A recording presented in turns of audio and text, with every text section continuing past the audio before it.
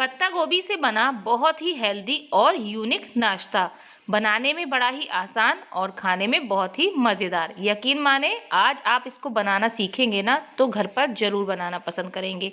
तो चलिए देरी किस बात की, शुरू करते हैं आज की ये पत्ता गोभी के मज़ेदार चटपटे नाश्ता की रेसिपी। तो इसके लिए यहाँ पर मैंने एक पूरा पत्ता गोभी ले लिया है। तो सबसे पहले हमें इसके पत्तों को अलग करना है, वो भी साबुत, यानी कि बहुत ज़्यादा कटे फिटे ना या टूटे ना।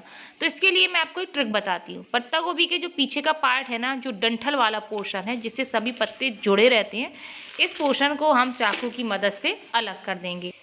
इससे पत्तों के जॉइंट्स डंठल से अलग हो जाते हैं और इसके जो पत्ते हैं सारे आसानी से निकल आते हैं।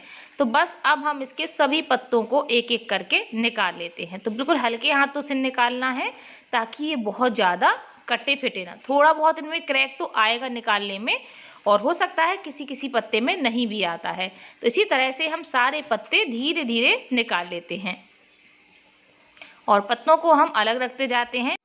तो लीजिए, हमने ऊपर ऊपर के जितने बड़े बड़े पत्ते थे वो निकाल लिए हैं और जो बहुत ही छोटे थे उनको मैं सब्जी में इस्तेमाल कर लूँगी। अब हम एक पत्ता रखेंगे और इसके जो नीचे का कड़ा वाला पोर्शन है, जो डंठल वाला पोर्शन आपको नजर आ रहा होगा, बेलन से इसको हल्के हल्के हाथों से हम रोल करेंगे। सबसे पहले नीचे वाले पोर्शन में ही हम रोल करेंगे ताकि ये जो पोर्शन है ये सॉफ्ट हो जाए, और बकाया बाद में जब नीचे का पोर्शन सॉफ्ट हो जाएगा फिर पूरे पत्ते में हम हल्के हाथों से बेलन को चला देंगे। ये हम क्यों कर रहे हैं? ऐसा करने से जो डंठल वाले जो सख्त वाला पोर्शन है ये सॉफ्ट हो जाएगा और जो कि आसानी से रोल हो जाएगा, क्योंकि हमें इन पत्तों को रोल करना है बाद में। तो बेलन चलाते समय हो सकता है डंठल वाला पोर्शन क्रैक आ जाए थोड़ा बहुत, बट कोई टेंशन की बात नहीं है, आ जाने दीजिए। बस आपको इसी तरह से सभी पत्तों में बेलन को चलाना है और पत्तों को सॉफ्ट कर लेना है। तो इसी तरह से हम सभी पत्तों को रोल करके सॉफ्ट कर लेते हैं। देखिए ये कितने आसानी से हम मुड़ने लगे हैं। तो सभी पत्ते बहुत ही अच्छे से सॉफ्ट हो चुके हैं। तो अब हम इनको साइड में रख देते हैं और अपनी बकाया की तैयारी कर लेते हैं। यहाँ पर हमने एक मिक्सिंग बोल लिया है, इसमें हम डालेंगे 1 कप बेसन। अब हम इसमें डालेंगे थोड़ी सी हल्दी पाउडर, 1/4 चम्मच डालेंगे लाल मिर्च पाउडर, चुटकी भर इसमें हम हींग डाल देंगे। तो हींग जरूर डालें, हींग से खुशबू और टेस्ट बहुत ही अच्छा आता है। साथ ही में हम इसमें डाल देते हैं स्वाद अनुसार नमक। सभी मसालों को अच्छे से हम मिक्स कर देंगे। अब हम इसमें थोड़ा थोड़ा पानी डाल करके इसका गाढ़ा सा पेस्ट बना करके तैयार करेंगे। तो पानी बहुत ज़्यादा मत डालना, क्योंकि इसका हमें बैटर नहीं, एक प्रकार से पेस्ट बना करके तैयार करना है।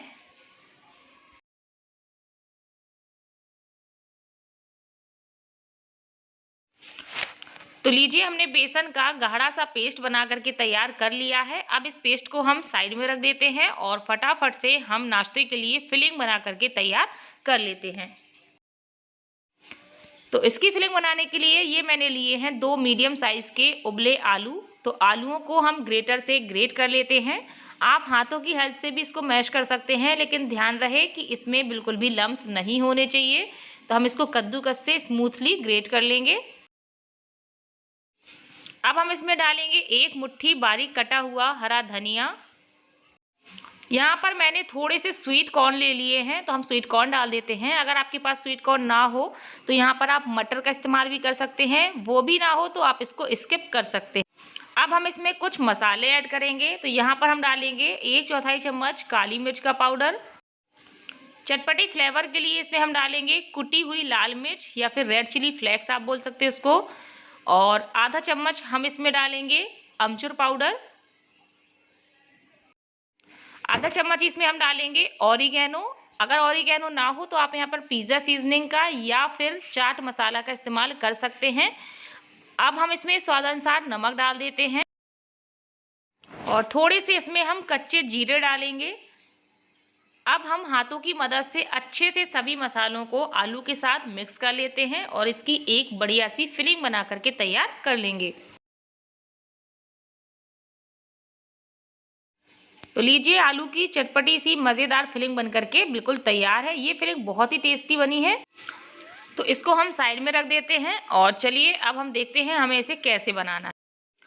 अब हम एक एक पत्ते को उठाएंगे और ये जो हमने बेसन का पेस्ट बनाया था ना, इसमें मैंने हल्का सा पानी और मिलाया है, बहुत गाढ़ा था, हल्का सा। आप देख लीजिए अभी इसकी कंसिस्टेंसी। अब हम इस बेसन के मिश्रण को पत्ते पर डालेंगे और चम्मच की मदद से ही इसको अच्छे से पूरे पत्ते पर फैला लेंगे। आप हाथों की हेल्प से भी इसको फैला सकते हैं, जैसे हम लोग अरबी के पकौड़े बनाते हैं ना, उसमें फैलाते हैं, बस उसी तरह से आपने इसको फैला लेना है। तो बहुत ज़्यादा मोटा मोटा बेसन नहीं फैलाना है आपको, एक पतली सी लेयर आपको इसकी लगानी है। तो आप देख सकते हैं मैंने पूरे ही पत्ते पर, स्पेशली कॉर्नर पर यानी कि किनारे पर आपको अच्छे से इस पेस्ट को लगाना है। अब हम दूसरा पत्ता लेंगे और इसी के ऊपर रख देंगे। पत्ते थोड़े बहुत अगर क्रैक आ चुके हों तो कोई दिक्कत नहीं है, बस आप इसको अच्छे से चिपका दीजिए। तो देख सकते हैं दूसरे पत्ते को मैंने बढ़िया से चिपका दिया है और वापस से सेम प्रोसेस में फिर से हम बेसन वाले पेस्ट को लेंगे और दूसरे पत्ते के ऊपर भी अच्छे से हम फैलाएंगे।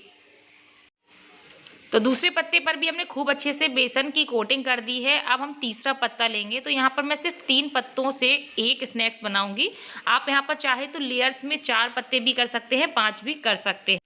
तो ये आखिरी पत्ता है यानी कि आखिरी लेयर है। तो इसमें क्या करेंगे, हम बेसन को बहुत ही कम लगाएंगे, बिल्कुल हल्का हल्का सा लगाएंगे, ताकि जब हम रोल बनाएं तो ये आसानी से ज्वाइंट हो सके, चिपक सके। अब हमने जो फिलिंग बनाई थी तो इस फिलिंग का हम थोड़ा सा पोर्शन लेंगे और इसको हम इस तरह से रोल बनाएंगे हाथों की हेल्प से। आप चाहे तो हाथों में हल्का सा तेल लगा सकते हैं। तो इस तरह से लंबाई में एक रोल बनाना है और इसको पत्तों के किनारे भाग में रखना है।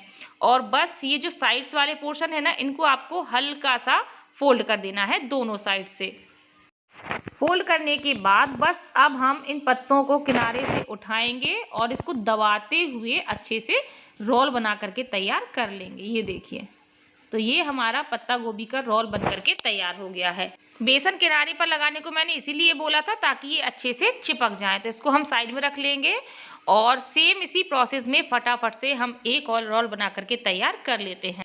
आप ध्यान से देख लीजिए, एक हम पत्ते को रखेंगे, बेसन की अच्छे से एक कोटिंग लगाएंगे, फिर इसके ऊपर दूसरा पत्ता रखेंगे, वापस से बेसन लगाएंगे, फिर तीसरा पत्ता रखेंगे। अगर आप 4 लेयर बनाना चाहती हैं तो 4 पत्ते भी इस तरह से रख सकती हैं, लेकिन रोल बहुत ज़्यादा मोटा हो जाएगा तो मैं सजेस्ट करूँगी 3 ही बहुत हैं। तो बस किनारे से इसको फोल्ड करेंगे और अच्छे से रोल बना देंगे। तो लीजिए, हमारे दोनों ही रोल बन करके तैयार हैं। अब हम इन्हें भाप में पकाएंगे। तो स्टीम करने के लिए यहाँ पर मैंने एक जाली वाली छन्नी ले ली है, आप स्टीमर का यूज़ भी कर सकते हैं। अब यहाँ पर स्टीम करने के लिए मैं यूज़ कर रही हूँ ऑडी इको बेक पेपर का। ऑडी इको बेक पेपर से आप कुकिंग, बेकिंग और स्टीमिंग कर सकते हैं। तो इस तरह से ये अलग अलग कटिंग्स में आपको मिल जाता है। तो इस पेपर का इस्तेमाल करने से आप कोई भी कुकिंग, स्टीमिंग या बेकिंग करेंगी तो खाना चिपकेगा नहीं और आपके बर्तन भी खराब नहीं होंगे। तो हमने दोनों ही रोल को इस छन्नी में रख दिया है। अब हम चलते हैं गैस की तरफ। यहाँ पर हमने एक कढ़ाई में 1 गिलास पानी गर्म होने के लिए रख दिया है। पानी जब अच्छे से गर्म होना शुरू हो जाए तो हम इस छन्नी को कढ़ाई के ऊपर रख देंगे और इसको हम एक थाली से कवर करके 15 से 20 मिनट के लिए मीडियम फ्लेम पर अच्छे से भाप में पकाएंगे। तो यहाँ पर लगभग 15 से 20 मिनट हो चुके हैं। तो चलिए अब हम इसको चेक कर लेते हैं। जब ये अच्छे से पक जाएंगे तो जो इनका टेक्सचर है ना, वो चेंज हो जाता है और आप इनको अगर दबा करके देखेंगे ना तो ये हल्के से सख्त हो जाते हैं, क्योंकि जो हमने इसमें बेसन वगैरह लगाया था ना, वो अच्छे से अंदर पक जाता है और थोड़ा सा सख्त हो जाता है। तो चलिए अब हम इसको अलग निकाल लेते हैं और हम इनको पूरी तरह से ठंडा होने देते हैं। याद रखिए, पूरी तरह से ठंडा करना है, गर्म में हमें इनको नहीं कट करना है। तो दोनों ही रोल ठंडे हो चुके हैं। तो अब हम इनको एक प्लेट में निकाल लेंगे। तो मैं आपको दोनों साइड से दिखा देती हूँ। देखिए, रोल बहुत ही अच्छे से पक चुके हैं। अब हम एक रोल लेंगे और इसके पीसेस कट करेंगे। तो सबसे पहले चाकू की मदद से इसका जो किनारे वाला हिस्सा है इसको हम अलग कर देंगे। और इस नाश्ते की खासियत ये है कि इसमें बहुत सारी पत्ता गोभी की और बेसन की लेयर्स आ जाती हैं, जिसकी वजह से ये बहुत ही क्रिस्पी रखता है और अंदर इसमें आलू की चटपटी सी फिलिंग रहती है। तो आप देख सकते हैं अंदर से ये कितना बढ़िया यूनिक लग रहा है, बहुत सारी परतों से बना हुआ। तो चलिए इसी तरह से हम सारे पीसेस कट कर लेते हैं। तो ये जो आप पीस कट करें ना, बहुत ज़्यादा मोटाई में ना काटें और बहुत ज़्यादा पतले भी ना काटें। तो बस इन सभी पीसेस को हम एक प्लेट में निकाल लेते हैं। और इसी तरह से जो हमारा दूसरा रोल था कैबेज रोल, उसको भी हम कट कर लेंगे। तो हमने दोनों रोल कट कर लिए हैं। अब यहाँ पर ज़रूरी बात, आप अगर बहुत ही हेल्दी खाना चाहते हैं तो इनको आप ऐसे ही खा सकते हैं, बहुत ही ज़्यादा टेस्टी लगते हैं।